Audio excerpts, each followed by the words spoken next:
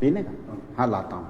महर्षि सांदीपनि राष्ट्रीय वेद विद्या प्रतिष्ठान के द्वारा संचालित सभी के लिए वेद कक्षा में आप सभी महानुभावों का स्वागत है। आज इस कक्षा का जो विषय है वो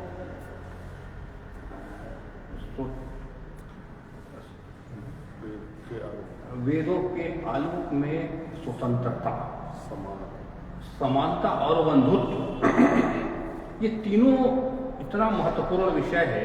जैसा कि प्रकरण चल रहा था वही भक्ति गीति काव्य, तो भक्ति गीति काव्य में जो भक्त है वो स्वयं को कहीं ना कहीं समर्पित करता है। तो यहाँ राष्ट्र का विषय है और बंधुत्व का विषय है। तो जो व्यक्ति भक्त नहीं होगा, भक्ति का तात्पर्य है कि अपने चित्तवृत्ति को कहीं केंद्रित करके उसमें करके समर्पण का भाव। तो यहाँ राष्ट्र के प्रति समर्पण और स्वतंत्र, जो अपने स्वयं को देखना और स्वयं को ही संपूर्ण विश्व में अपने को स्थापित करना और अपने राष्ट्र के प्रति, अपने आस पड़ोस समाज, राष्ट्र समाज परिवार सबके प्रति जो सद्भाव रखना, ये भी भक्ति का एक बहुत बड़ा स्वरूप है।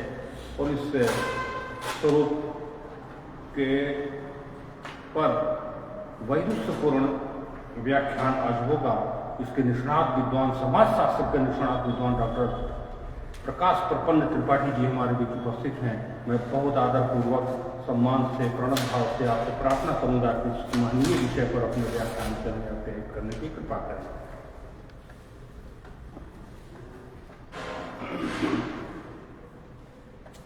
सभी को सादर प्रणाम करते हुए अभी हमारे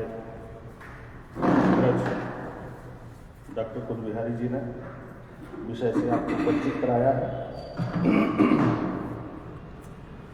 वेदों के आलोक में स्वतंत्रता, समानता और बंधुत्व, इस विषय के माध्यम से हम यह जानने की चेष्टा करेंगे कि स्वतंत्रता, समानता और बंधुत्व की आरंभिक विचार का स्रोत क्या है। और इस संदर्भ में कुछ महत्वपूर्ण बातें हैं और कुछ ऐतिहासिक तथ्य हैं और उन तथ्यों को प्रकट करते हुए फिर हम चर्चा करेंगे कि वेदों में स्वतंत्रता, समानता और बंधुत्व का विचार किस प्रकार से अपने प्रखर रूप में प्रकट हुआ है। बात आती है ऐतिहासिक दृष्टि की, तो ऐसा माना जाता है, ऐसा इतिहास है कि स्वतंत्रता, समानता और बंधुत्व, ये जो तीन बिंदु हैं, ये 1789 से 1799 तक चले फ्रांसीसी क्रांति से निकले हैं। और फ्रांसीसी क्रांति अपने आप में इसलिए महत्वपूर्ण है, यह निरंतर 10 वर्षों तक चलने वाली जन क्रांति थी, जन आंदोलन था, जिसमें फ्रांस के राजतंत्र के विरुद्ध जनता उठ खड़ी हुई थी। और इतिहास में शायद ही कोई जन आंदोलन इतने लंबे समय तक चला।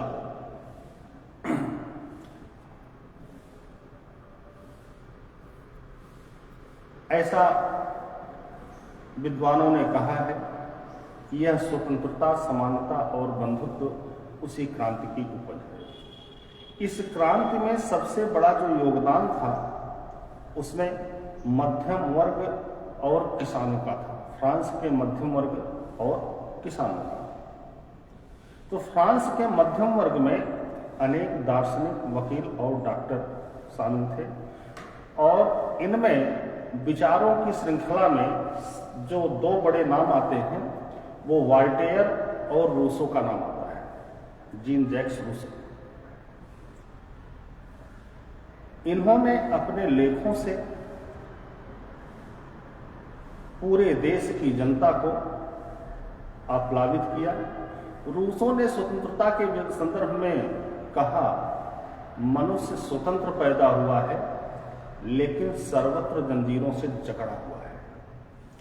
और इसकी पुष्टि उसके पूर्व के फ्रांसीसी शासक लुई 14वें के उस कथन में है, जब वो कहता है कि मैं ही राज्य हूं। मैं ही राज्य हूं, इसका मतलब वह व्यक्ति जो लुई 14वां था, उसने अपने आप को राज्य घोषित कर दिया।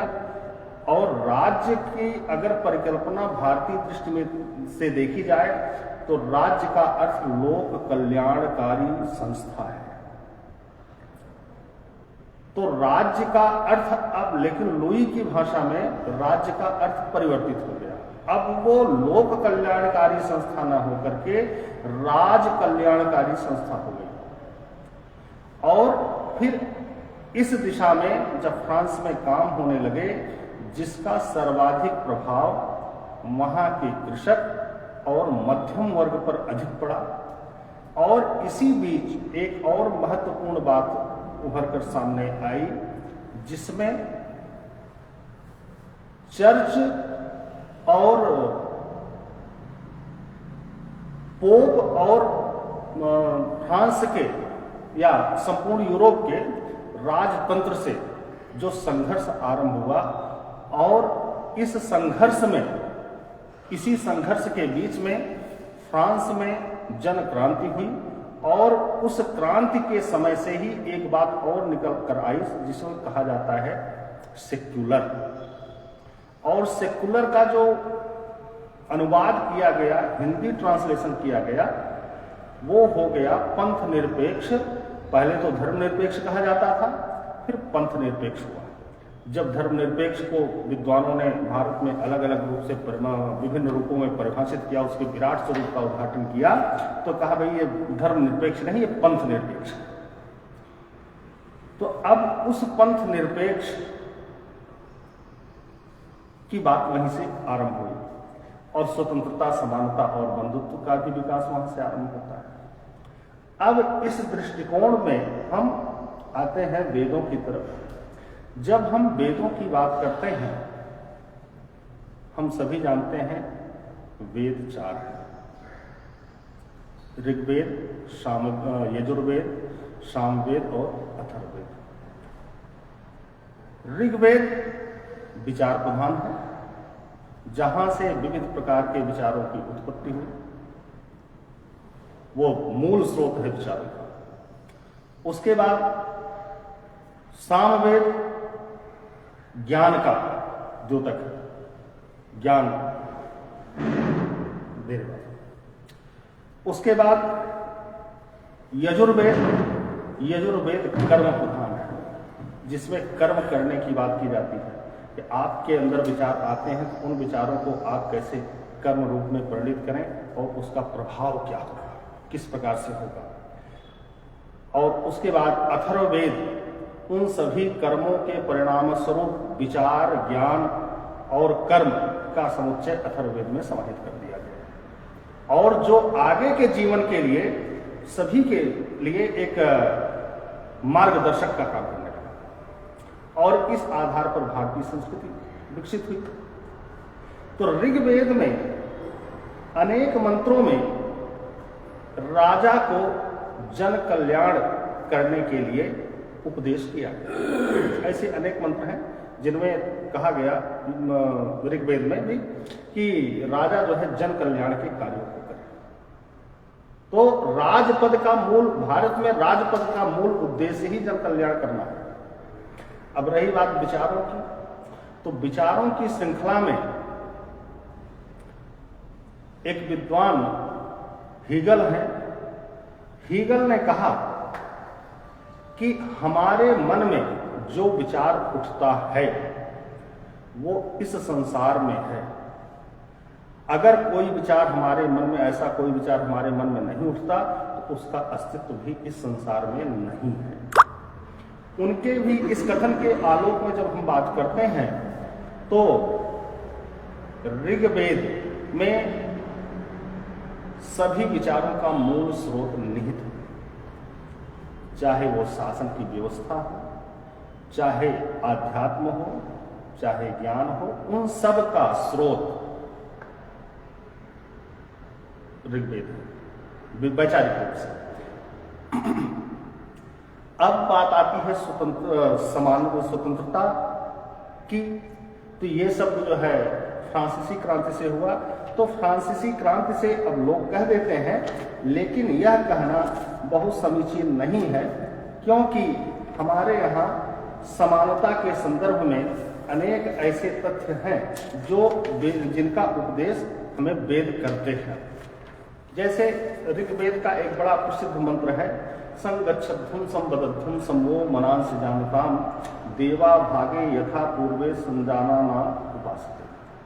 अब आप कहेंगे कि आप जो है आप विचार करेंगे कि ये मंत्र प्रायः सभी कहते हैं, तो चूंकि मंत्र है और वो मंत्र अनेक विषयों के विचारों का प्रतिपादन केंद्र है, और जब हम समानता के संदर्भ की बात करते हैं तो समानता में सबसे पहली बात आती है कि हमें सबको एक साथ मिलकर रहना चाहिए, और यह वाणी सबसे पहले ऋग्वेद में आई, जिसमें कहा गया संगच्छध्वं संवदध्वं समो मनांस जानताम देवा भागे यथा पूर्वे संजाना नाम उपासते। अर्थात उपदेश किया गया ऋग्वेद में कि परस्पर मिलकर चलो, परस्पर संवाद करो, तुम्हारे मन समान हो, एक दूसरे के हित का भाव तुम्हारे मन में हो। देवता लोग एकता, देवता अर्थात देने वाला, देवता लोग एकता पूर्वक साथ रहकर अपने कर्तव्यों का निर्वाह करते हुए कार्यों को पूर्ण करते हैं। उसी तरह हम सभी अपने में कर्तव्य परायण हों, और जब तक हम कर्तव्य परायण नहीं होंगे तो अधिकारों का उपभोग करना हमारे लिए अपराध के समान होगा। इसी प्रकार से अथर्ववेद में भी एक मंत्र है, समानो मंत्र समिति समानी समानम मनः सह चित्तमेषाम समानम मंत्र भी मंत्रये वह समानेन वो हविषा जुहोमी। अब यहां राजनीतिक संस्था के रूप में अगर हम शासकीय संस्थाओं की बात करें तो प्राचीन काल से ही भारत में सभा, समिति और सेना और इन तीनों के बीच होने वाली मंत्रणाएं कर देना चाहिए।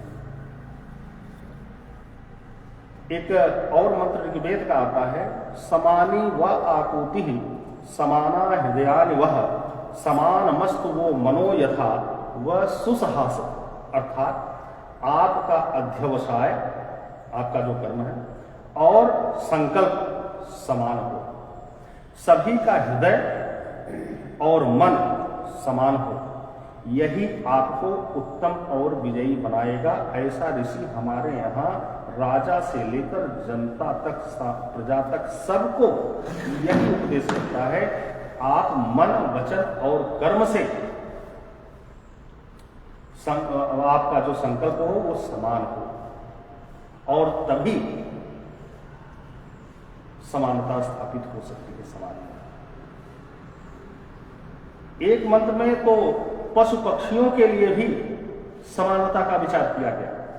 सर्वो वै तत्र जीवित गौरस्व पुरुषः पशु यत्रेदं ब्रह्म क्रियते परिधिर जीवनायकम।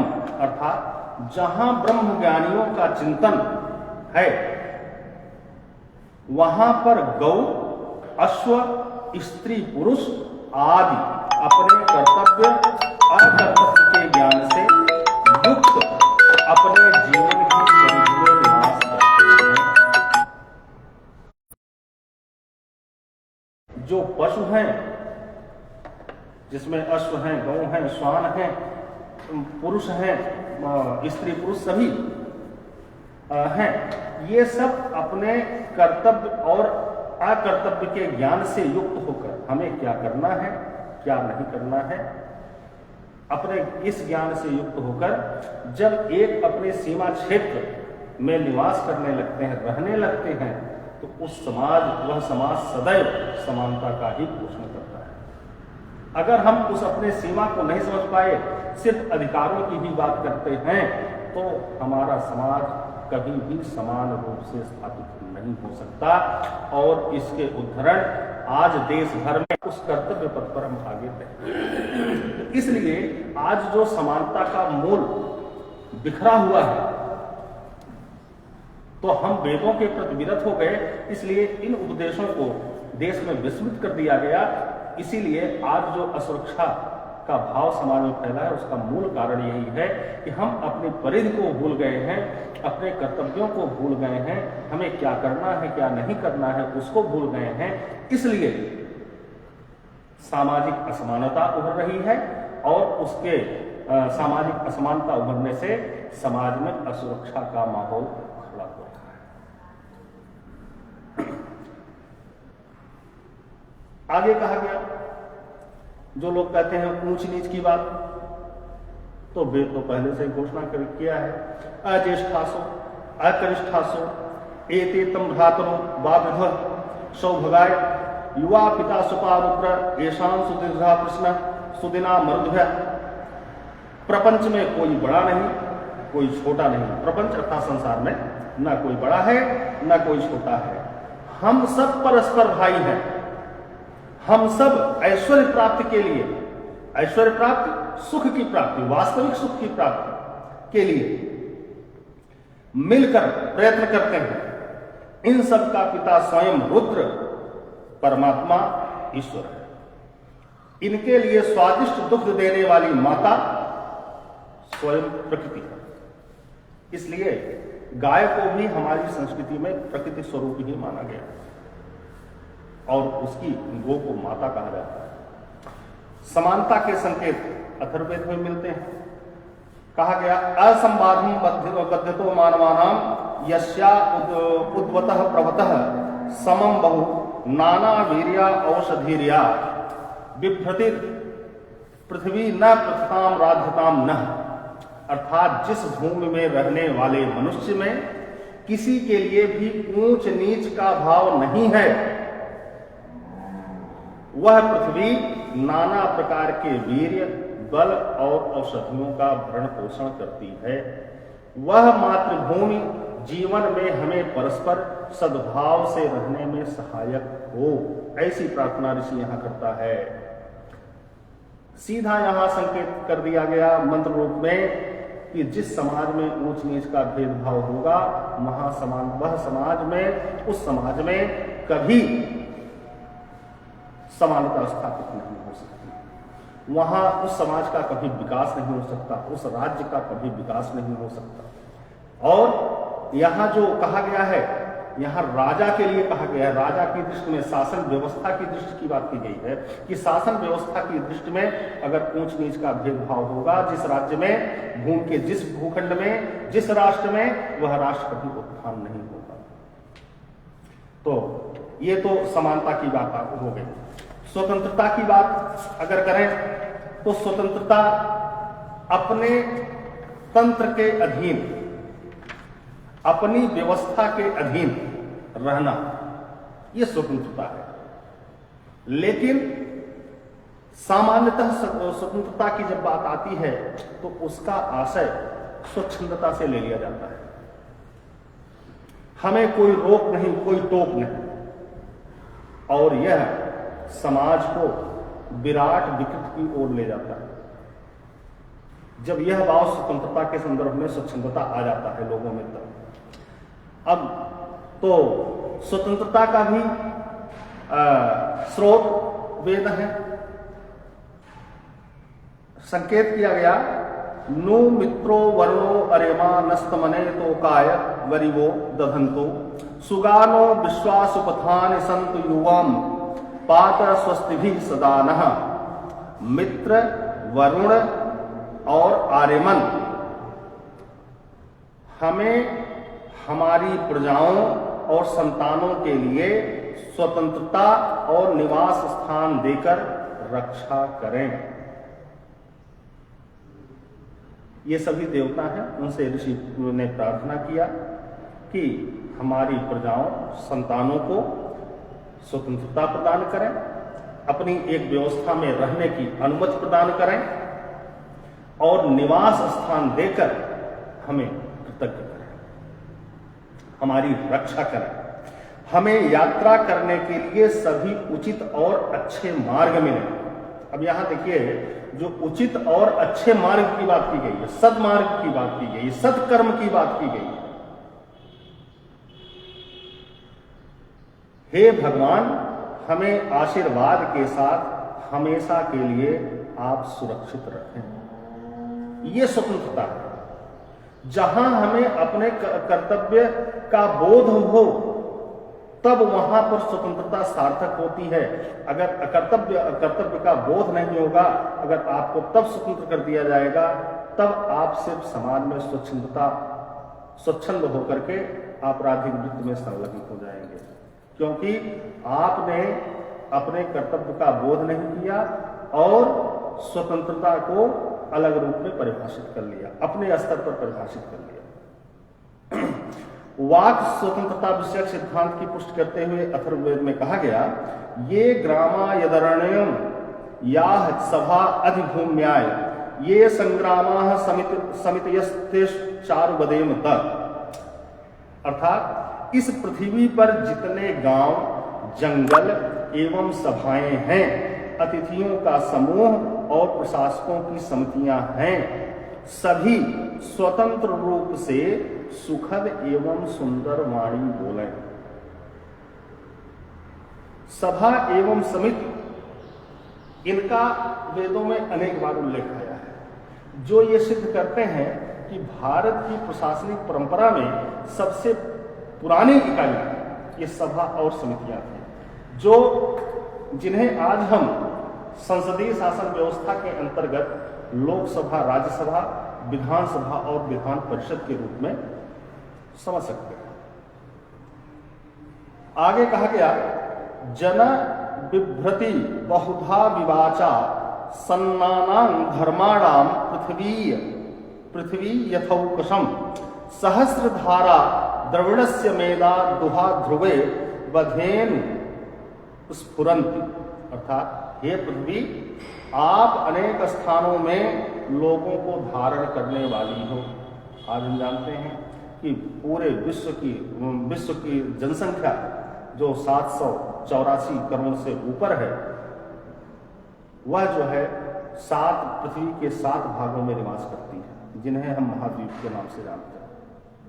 तो यहां पर वही संकेत किए हैं, आप भिन्न भिन्न वाणी बोलने वाले, विविध रीति रिवाजों और परंपराओं के लोगों को उनके घरों के अनुसार उपज और संपदा प्रदान करने वाली हो। ऋषियों को इस चीज का भी ज्ञान था, विभिन्न प्रकार की बोलियां हैं, विविध प्रकार की भाषाएं हैं, विविध क्षेत्रों में निवास करने वाले लोग हैं, ये हमारे ऋषियों को सब जानकारी थी। अतः आप हमें स्थिर खड़ी गाय की भांति निवास स्थान प्रदान करें, स्थिर भूमि प्रदान करें। और कैसी? जो गाय के समान। कौन सी गाय? जिसको दोहने के लिए जब किसान जाता है तो स्थिर मन से वो खड़ी होकर दूध दुहाती है, उसी प्रकार से स्थिर पृथ्वी में उस समय बहुत सारे ऐसे क्षेत्र थे पृथ्वी पर जहां भारी उथल पुथल चल रही थी, कभी भूकंप आते थे, कभी ज्वालामुखी फूटते थे। तो यहां प्रार्थना किया गया, ऐसी भूमि मत दीजिए जहां जो अस्थिर हो, ऐसी भूमि दीजिए जो स्थिर हो, जहां पर वन वनस्पतियां, औषधियां आज विकसित हो चुकी हो, जहां खनिज पदार्थ उपलब्ध हो, ऐसा भूक्षेत्र दीजिए। तो ऐसा भूक्षेत्र आज भी हमारी पृथ्वी पर विद्यमान है। तो ये स्वतंत्रता की कामना है हमारे यहां स्वतंत्रता, समानता, बंधुत्व में लोक कल्याण की बात कही गई। आगे बंधुत्व की जब हम बात करते हैं तो एक प्रार्थना है ऋग्वेद में, कहा गया, सहृदयम सामनस्य अविद्वेष कृणोमिव अन्य में भी हरियत वत्स जात मिवाद धन्य, अर्थात जिस प्रकार गाय अगन्या है, जो मारने योग्य, अगन्या जो मारने योग्य नहीं है, जिसे कोई मार नहीं सकता है, अपने बछड़े की देखभाल वात्सल्य भाव से करती है, उसी प्रकार हमें भी यह भूमि, हमें भी परस्पर इस पृथ्वी पर सौमनस्य भाव से रहना चाहिए। यहां देखिए उदाहरण भी गाय से ही दिया गया है, किसी स्त्री या पुरुष से नहीं दिया गया, किसी स्त्री या पुरुष की संतान से नहीं दिया गया। वात्सल्यता के क्षेत्र में जो वात्सल्य गौ माता में है, गोवंश में है, वो संसार के सृष्टि के किसी भी जीव में वो वात्सल्यता नहीं होती अपने बच्चे के सबसे ज्यादा वात्सल्य उसमें। तो ऐसा संकेत यहां पर किया गया। और गाय को इसीलिए वैदिक परंपरा में गाय को सदैव अगन्या कहा गया, जो मारने योग्य नहीं है। तो समाज में बंधुत्व स्थापना के संदर्भ में एक परिवार से संबंधित उपदेश है। अनुव्रतः पितुः पुत्रो माता स्वसारमुत स्वसा समंचः सव्रता भूत्या वाचः बदत भद्रया, अर्थात परिवार में, समाज में, राष्ट्र में अपने पिता का अनुकरण करे। कौन? पुत्र। पुत्र को चाहिए कि वह समाज में अपने पिता का अनुकरण करे, माता के साथ उत्तम व्यवहार करे, पति अपनी पत्नी से परस्पर मधुर व्यवहार करे, सभी का परस्पर व्यवहार मधुर और शांतिपूर्ण हो, भाई भाई, बहन बहन तथा भाई बहन में परस्पर प्रेम हो, सभी मिलजुल कर उत्तम रीति से अपने कार्यों को करें, सभी कल्याणकारी माड़ी बोले। यहां सीधे ऋषि जो है एकदम संस्थागत रूप में भारतीय परंपरा की सबसे प्राचीन संस्था परिवार परंपरा में उतर कर आता है और वहां उपदेश करता है कि बंधुत्व तभी कायम होगा, बंधुत्व का आरंभ हमें परिवार से करना होगा। और परिवार में वह परिवार, कोई परिवार अच्छा तभी होगा जब उसका पुत्र अपने पिता के मार्गों पर या अपने पिता के उपदेशों पर चलता है, जब उस परिवार में माता का आदर होता है, जब उस परिवार में पति और पत्नी सुखपूर्वक रहते हैं, जब उस परिवार में भाई भाई, बहन बहन, भाई बहन सब परस्पर सौहार्दपूर्वक निवास करते हैं, तभी बंधुत्व का विकास होता है। और यही परिवार परंपरा धीरे धीरे एक विराट राष्ट्र का रूप लेती है। ऐसा हमारे ऋषि मनीषी शुरू से ही विचार कर चुके हैं। बिना इसके सभी चीजें, बंधुत्व की कामना नहीं की जा सकती, बिना इनके बंधुत्व की कामना समाज में, राष्ट्र में स्थापित हो ही नहीं सकती। अतः हमें परिवार से बंधुत्व का भाव लेना चाहिए, परिवार से ही आरंभ करना चाहिए। आज तो परिवार में भाई भाई का दुश्मन बना हुआ है, संपदा के लिए लड़ाई हो रही है, बहन भाई का विरोध कर रही है, भाई बहन का विरोध कर रहा है संपत्ति के लिए, पति पत्नी में आए दिन रोज तलाक हो रहे हैं। क्यों? क्योंकि हमने वैदिक संस्कृति का त्याग कर दिया है, वेद के उपदेशों का त्याग कर दिया है।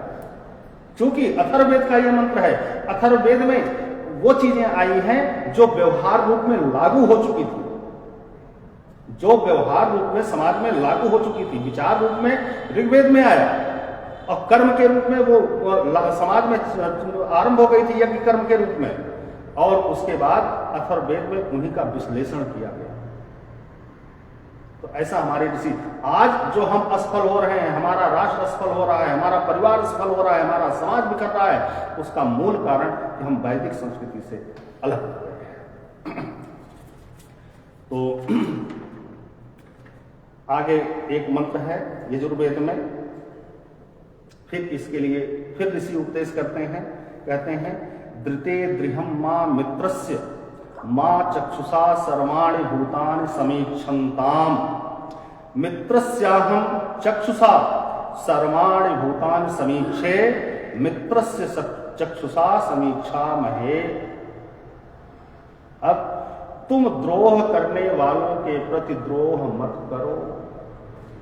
जो कहते हैं ना अहिंसा की उपासना करने का श्रेय महात्मा गौतम बुद्ध को है, ये यही वेद कहता है, तुम द्रोह मत करो।